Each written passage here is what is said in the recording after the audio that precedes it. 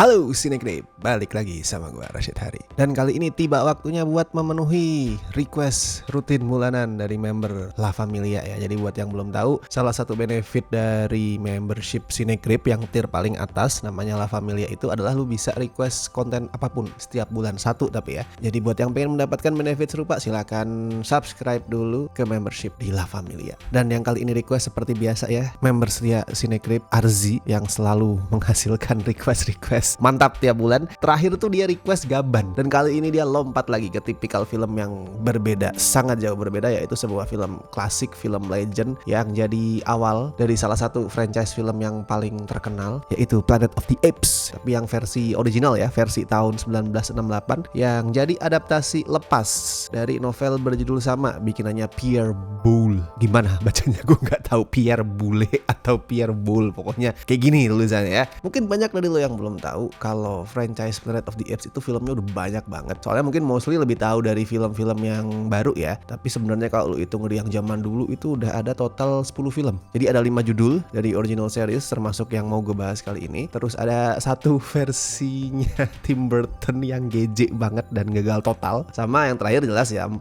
seri remake reboot yang super keren itu. Terakhir kemarin Kingdom of the Planet of the Apes tahun 2024. Tapi sebelum gue mulai, gue mesti menyampaikan adanya spoiler alert untuk review ini karena ya susah men ngebahas Planet of the Apes tanpa lu ngebahas endingnya yang punya twist yang sangat legend ya. Saking legendnya tuh Planet of the Apes ini sama kayak Psycho, terus The Sixth Sense. Dia termasuk kategori film yang orang-orang udah tahu plot twistnya, bahkan mungkin sebelum nonton keseluruhan filmnya. Jadi buat yang sama sekali belum nonton, sama sekali nggak pengen tahu sedikit pun, dan sama sekali somehow gue nggak tahu gimana caranya lu belum pernah ke spoiler endingnya Planet of the Apes di era kayak sekarang, mungkin sebelum nonton review ini better lu nonton dulu filmnya, baru setelah lu nonton balik lagi ke sini. Tapi walaupun buat orang-orang modern zaman sekarang ya Planet of the Apes itu lebih dikenal karena twistnya, bukan berarti ini cuman film yang ngandelin twist doang. Lebih dari itu. Ini bukan your typical blockbuster yang cuman dar der dor. Ini punya cerita yang kuat. Jadi fokus alurnya itu adalah ke ekspedisi luar angkasa 4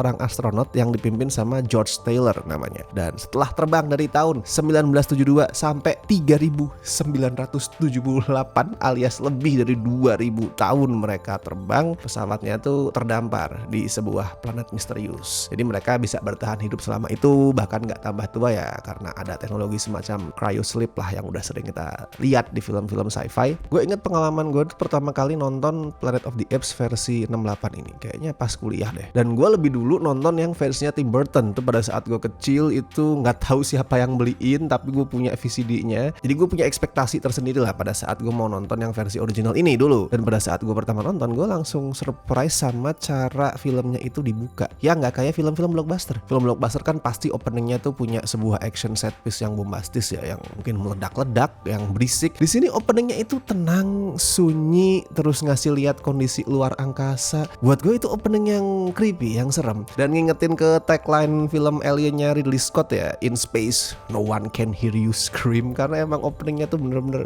sunyi banget. Cuman ngeliatin si karakter utamanya itu bangun, terus ngerekam suara gitu buat bumi, and then dia menikmati suasana luar angkasa yang sunyi gitu. Walaupun gak ada hal yang serem beneran ya, gue tetap merasa itu adalah opening yang creepy. Dan kesunyian itu yang buat gue ya, ini buat gue personal, bikin luar angkasa itu selalu kerasa serem. Gue merasa luar angkasa tuh serem guys. Lu bayangin lu ada di kondisi karakternya nih, lu terbang di angkasa yang gelap, cuman di dalam pesawat yang sempit, dan lu gak berdaya. Di luar angkasa lu bukan kayak itu ya, nerbangin pesawat komersil di sini sebagai pilot yang lu bergantung pada kemampuan lu, enggak. Lu pasrah di luar angkasa udah. Kalau ada apa-apa ya udah tamat, lu mati dan lu hilang di atas, nggak akan bisa ditemuin lagi, ngambang di atas mayat lu. Aduh serem banget. Dan karakternya ngejalanin itu sampai 2000 tahun, lu bayangin. Walaupun nih ya mereka tidur di cryosleep ya, tapi gue jadi imajinasinya kemana-mana, ngebayangin anjing 2000 tahun di atas. Serem banget. Soalnya kalau 2000 tahun ya, even lu misalkan somehow berhasil bertahan hidup, menyelesaikan misi, balik lagi ke bumi gitu, pada saat lu pulang semua yang lu kenal tuh udah nggak ada. Semua yang di rumah, orang-orang yang deket sama lu tuh udah bener mati. Cheat cicit dari cicit lo itu udah mati, lu sendirian, dan mungkin lu akan mendapati dunia yang beda banget, teknologinya udah sangat berbeda,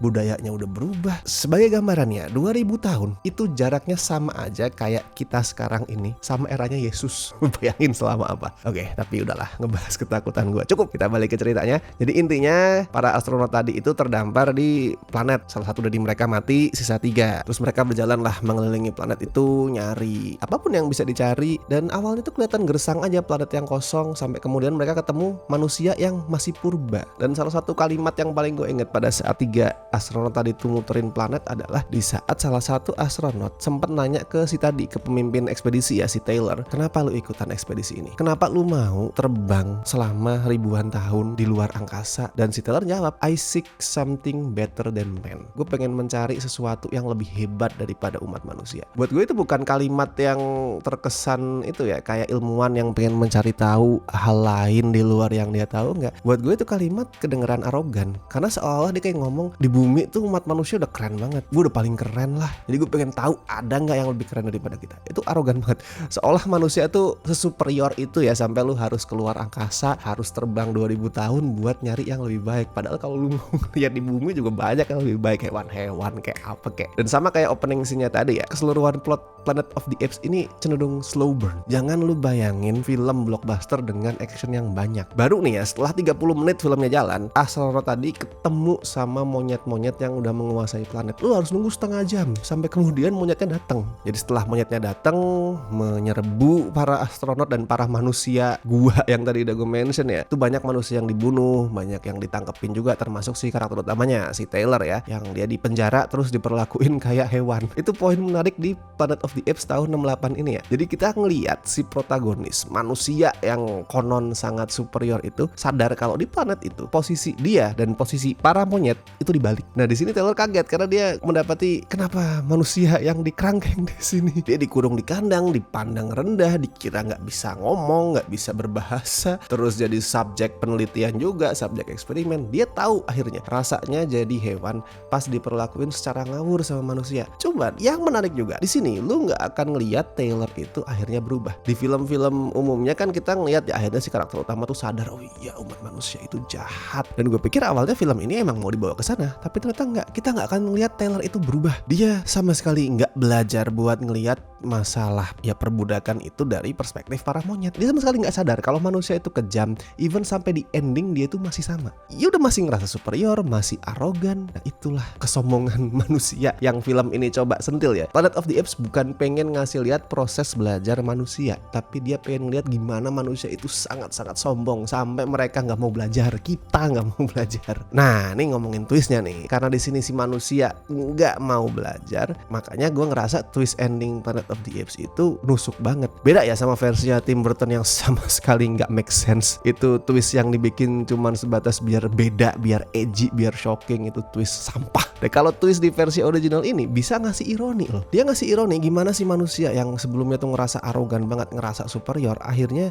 dibuat nggak berdaya dan ngerasa tolol di situ. Di twist itu dia, si Taylor ngerasa tolol, ditampar sama fakta. That's why twistnya bagus, bukan cuma karena shocking. Soalnya kalau cuma karena shocking ya begitu kita udah ke spoiler twistnya, terus kita nonton filmnya ya jadi nggak kerasa efek apa-apa. Tapi di sini tetap ada efeknya, efek emosional. BTW kalau ngomongin twistnya ya, ada twist yang mirip banget. Itu sempat dipakai sama penulis naskah film ini, si Rod Serling ya, di salah satu episode The Twilight Zone. Tapi Twilight Zone yang jadul tuh, yang dulu banget yang masih hitam putih. Tuh ada episode judulnya I Shot an Arrow into the Air, tuh tayang 15 Januari 1960. Nah itu punya twist yang kurang lebih sama lah. Gue ngomongin ini maksudnya adalah kalau misalkan lu enjoy sama Planet of the Apes termasuk soal twistnya, lu cobain deh Twilight Zone yang jadul tuh, bukan yang Jordan Peele ya, yang jadul yang masih hitam putih. Di situ banyak banget tipe-tipe twist kayak film ini. Dan kayak tadi gue bilang ya, keseluruhan film ini itu less action, more talk.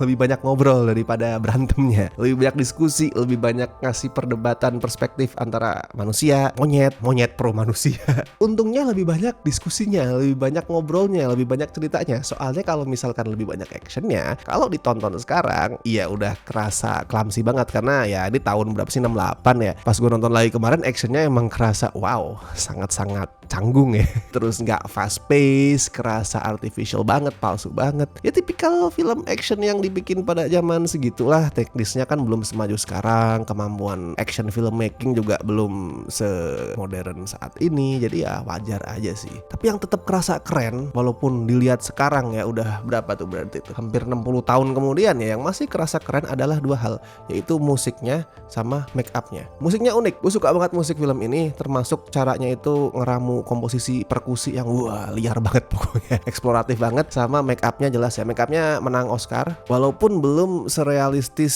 CGI di versi remake-nya Planet of the Apes ya, tapi tetap prostetiknya itu keren banget, sangat keren. Yang bikin gua kagum adalah prostetik itu, topeng-topengnya, make upnya itu nggak kaku. Dia bisa ngeliatin emosi aktornya, walaupun sekali lagi ya belum se-smooth CGI zaman sekarang, tapi untuk ukuran zaman dulu make upnya gitu itu keren. Dan gue masih tetap ngerasa itu keren zaman sekarang loh untuk sebuah make up prostetik. Oke, jadi kalau skor buat Planet of the Apes versi 68 bisa gue kasih 8,5 dari 10. Jujur kalau sekarang ya gue masih prefer yang versi remake sih. Gue lebih suka itu ya, karena mau gimana lagi lah, harus diakui teknologinya udah lebih maju, ceritanya juga lebih solid. Tapi nggak jauh, nggak yang kemudian jomplang banget, enggak. Dan jelas ini jauh lebih bagus daripada versinya Tim Burton. Jadi silakan buat yang belum tonton, silakan tonton. Yang sudah nonton, bagiin review kalian di kolom komentar, silahkan. Buat Arzi, thank you sudah setia rutin request film-film yang keren dan ajaib seperti ini ya. Gue suka kalau ada yang request film jadul kayak gini tuh, mantap. Buat teman-teman yang pengen punya main habit sama, silahkan subscribe membership Cinecrip di tier La Familia. Dan thank you banget buat teman-teman yang masih setia join membership kami, terutama dari tier Besti dan La Familia. Thank you so much tier sobat, walaupun nggak gue tampilkan orang-orangnya juga terima kasih. Oke, gue Rashid Hari, sampai ketemu di review-review berikutnya.